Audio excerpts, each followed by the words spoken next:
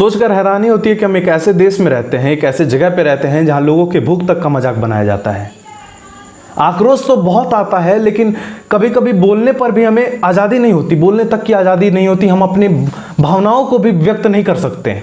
नमस्कार, मैं सुमित शुक्ला आप सभी का स्वागत करता हूं एक और नए वीडियो में, एक और ऐसी ही वीडियो में जो कि हर वीडियो की तरह आम है। हर वीडियो में किसी रेप की घटना को बता दिया जाता है, और क्या ही बताएं, जब सांस ली जाती है तब भी किसी का रेप हो रहा होता है। ऐसी कंडीशन है इंडिया की। लेकिन कुछ कुछ रेप ऐसे होते हैं जिनसे बिल्कुल खून खौल जाता है, जैसे कि एक अभी घटना सामने आई है, बताता हूं।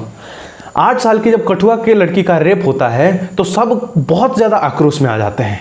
लेकिन सोचिए, जब एक 8 साल की बच्ची को भूख से जो लड़की तड़प रही है उसे खाने का लालच देके उसका रेप किया जाता है, तब कैसी फीलिंग आती होगी। जब ये खबर आप सुने तब आपके अंदर कैसी फीलिंग आती है। और सोचकर तो हैरानी होती है कि 1-2 दिन पुरानी खबर होने के बावजूद भी किसी मीडिया में इसे नहीं दिखाया जाता, ना किसी न्यूज चैनल में दिखाया जाता है, ना कोई प्रिंट न्यूज इसे प्रिंट करती है, ना कोई वेब न्यूज इसे दिखाती है, सिवाय 2-3 के जहां से मुझे भी ये खबर मिली है, और 2-3 लोगों के द्वारा, जो वहां के लोग हैं उनके पोस्ट के द्वारा मुझे ये खबर मिली है।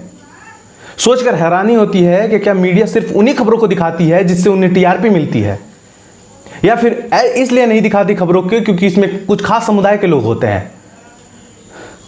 मैं आज इस वीडियो में जो भी बोलूंगा मेरे राइट टू स्पीच और एक्सप्रेशन के अकॉर्डिंगली बोलूंगा, और मुझे हक है बोलने का।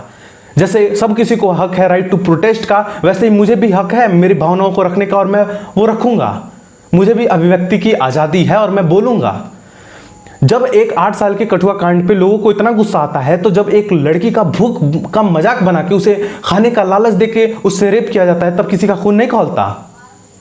खौलेगा भी कैसे? एक खास समुदाय के लोग हैं। अगर पता है, इंडिया की सबसे बड़ी गलती यही है कि वो लोग पहले रेपिस्ट में अपना धर्म देखते हैं, जाति देखते हैं। अगर अपने धर्म का हुआ, अपने जाति का हुआ तो चुप हो जाएंगे, और अगर दूसरे जाति का हुआ, दूसरे धर्म का हुआ तो ही उस पर बोलेंगे।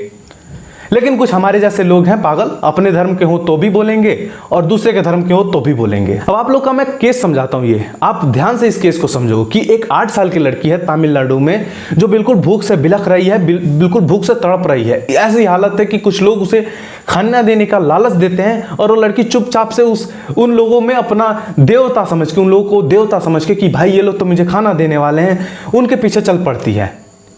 जानने के बाद 6 लोग मिलके उसका रेप करते हैं। 6 लोग मिलके रेप करते हैं। और सोचने वाली तो बात यह है कि सारे बुजुर्ग हैं, बड़े उम्र के लोग हैं, और हैरानी होती है ऐसे लोगों पे जो अपने पोती के उम्र के, अपने पोती के और परपोती के उम्र के बच्चों के साथ ऐसा करते हैं। लेकिन इस चीज पे सारी मीडिया चुप रहती है। ऊपर से हम जैसे लोग अगर आवाज उठा दे तो ये कहा जाएगा कि भाई तुम हिंदू मुस्लिम में दंगा कराना चाहते हो। भाई मैं हिंदू मुस्लिम के ऊपर दंगा नहीं कराना चाहता, मैं किसी भी मुस्लिम के अगेंस्ट में नहीं हूं। मैं तो उन मुस्लिम के अगेंस्ट में हूं जिनके वजह से पूरा मुस्लिम कम्युनिटी इंडिया का बदनाम होता है, जिनके वजह से पूरी की पूरी मुस्लिम कम्युनिटी को गालियां सुनने को मिलती हैं। क्या आपने उनके लिए कभी आवाज उठाई है? क्या उनको गलत बोला है? नहीं बोला। आपने अपने धर्म को भी बचाया उसमें कि इनके बारे में कुछ बोलूं तो मेरे धर्म की बदनामी होगी। यही गलती होती है हर बार कि कुछ दोगले, कुछ हरामजादे लोग बच जाते हैं। कितनी गालियां दूं मैं, कितनी गालियां दूं? हर गालियां कम है। जो सबसे दुनिया की सबसे बद्दी गाली हो ना, उसे उन लोगों के लिए चुन लो और वो तुम खुद दे दो। जो सबसे भद्दी गालियां होती हैं वो उन लोगों के लिए कम पड़ेंगी। ऐसी उनकी मानसिकता है, ऐसे उनके काम है। अभी मेरा ये वीडियो बनाने का मकसद ये था कि इसे किसी भी प्रिंट न्यूज, किसी भी वेब न्यूज या फिर किसी भी टीवी वाले ने नहीं दिखाया, किसी भी मीडिया में इसे नहीं दिखाया गया, सिवाय 2-3 के जिसके द्वारा मुझे ये खबर मिली, और कुछ वहां के स्थानीय लोग जिसने इसके बारे में 1-2 पोस्ट कर दिए हैं। लेकिन सोचने वाली बात है कि इस खबर को क्या दबाया जा रहा है? क्यों मीडिया में नहीं आती ऐसी खबरें? और अगर नहीं भी आती हैं तो मेरे पास एक स्क्रीनशॉट है, आप उसे देख रहे हो इस वक्त स्क्रीन पे।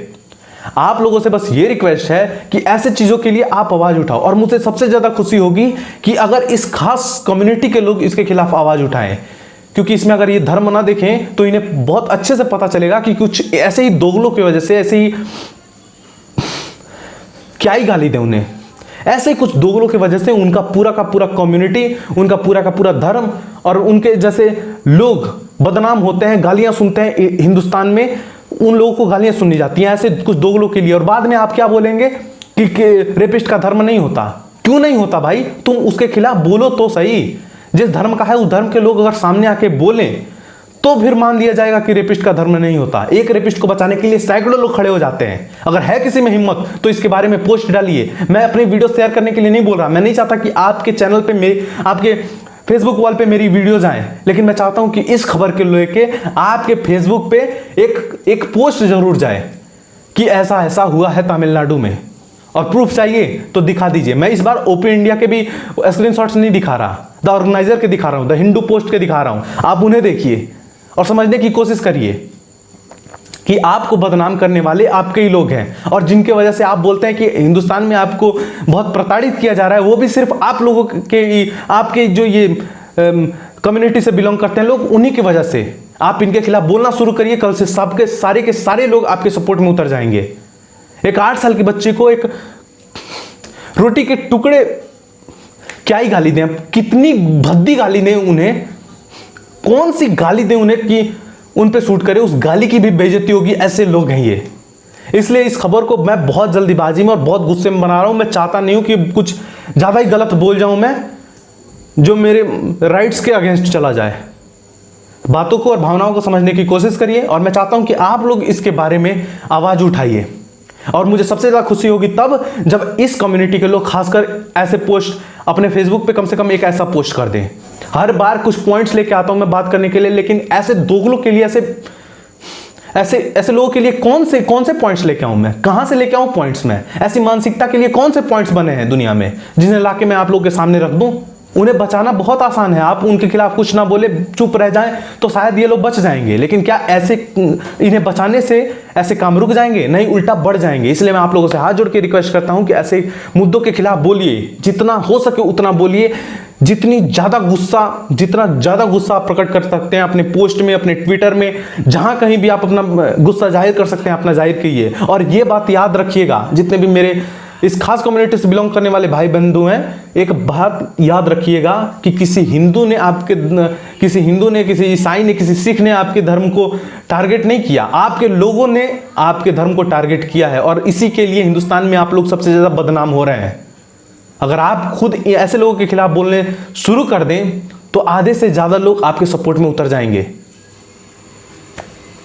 यही रिक्वेस्ट है आप लोगों को। अगर वीडियो जरूरी लगे तो आगे शेयर कर देना। बाकी किसी चीज़ की मैं रिक्वेस्ट नहीं करूंगा आप लोगों से, क्योंकि किसी चीज़ की रिक्वेस्ट करने लायक आप लोगों को मैं नहीं समझता। अब जैसे जैसे कांड हो रहे हैं, मैं किसी के लायक नहीं समझता। अगर ऐसे कांड करने वाले लोग हैं इस दुनिया में तो मुझे किसी से कोई रिक्वेस्ट करने की जरूरत नहीं है, और मुझे किसी भी अभिव्यक्ति की आज़ादी की जरूरत नहीं है अपने भावनाओं को प्रकट करने के लिए। जय हिंद, वंदे मातरम।